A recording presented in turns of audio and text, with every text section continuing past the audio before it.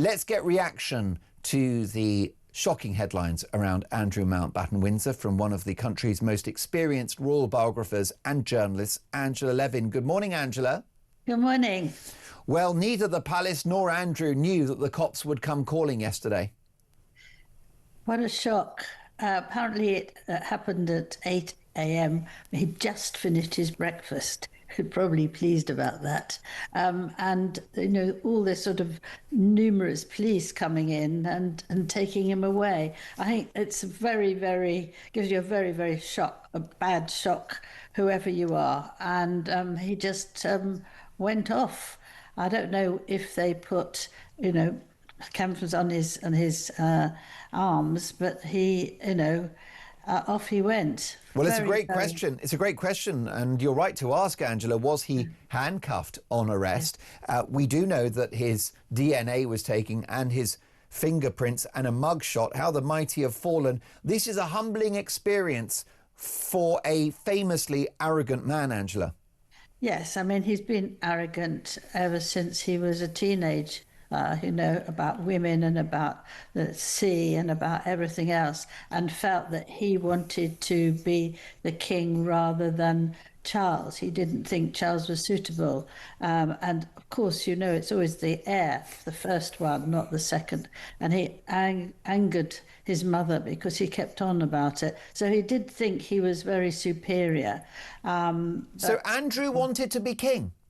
Andrew desperately wanted to be king. He nagged and nagged his father and his mother and said that Charles was not necessary to do it. He didn't have the power and he was a bit hopeless. So he was after this for years and they couldn't happen. I mean, they weren't going to change it. But the Philip and the Queen liked him much better than Charles because he was a sort of lots of sport and strong, whereas Charles would like flowers and reading and music.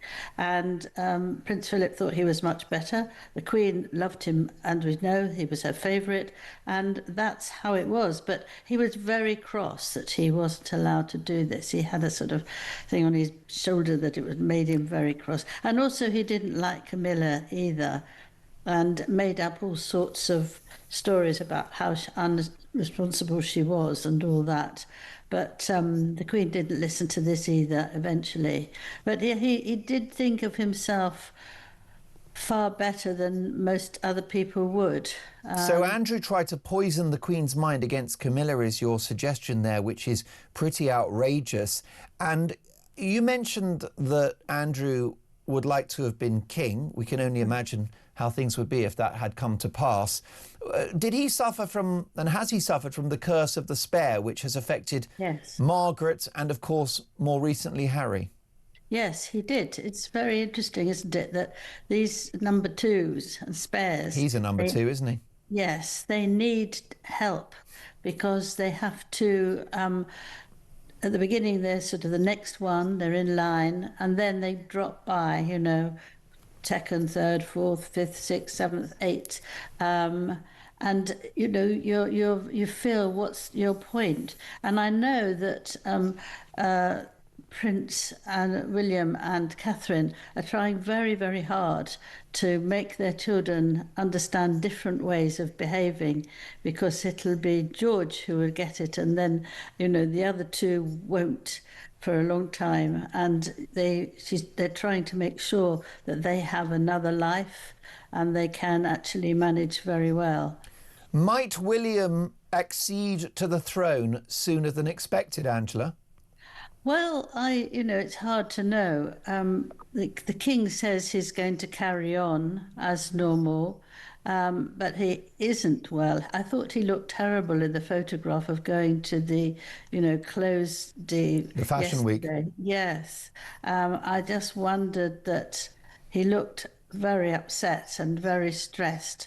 But it might come back and he decides that he absolutely wants to do it.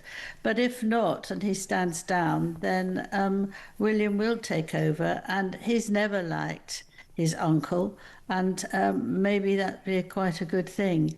I do feel that, at the age of the king and his health, that it should be thought about. It's the first time I've ever thought like that, because I think he's a terrific man, but he might just recover. He'll have a lot of people looking after him emotionally as well as physically, and he might just feel better. We don't know what's going to happen with all the police and what they're going to do and what they're going to say and where Andrew is going to be. So I thought that Andrew might go off in the far distance and not come back and make it quite difficult for people to talk to him, but we'll have to see about that one. How do you think, Angela, this news is going down in Montecito, California? What do you think the Sussexes, Harry and Meghan, make of this scandal?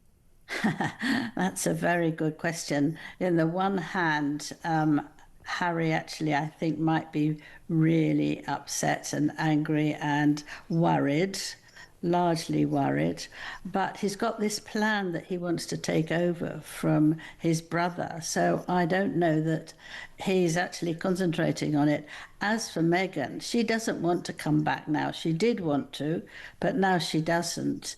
And she said it would affect her work. So, that's the sort of thing she said. That's not. When you say she doesn't want to come back, do you mean pay a visit in the summer or next year for Invictus? Well, no, I mean, Harry wants to come back altogether. Fully? Yes, but she doesn't. I mean, she might come back. She sent a list of what she wants to wear, and so that she might come back. It's a very expensive list, but she'll be there. But I think she won't want that. I think she'll be quite scared about what could happen, and it would affect everybody's what they think about her. Why would she be scared? Do you mean for her safety or her reputation, Angela? Reputation. Boos from the crowd, bad headlines. Yes, she doesn't understand why people don't think she's the number one in the world, but people don't, and she can't understand why that's happening.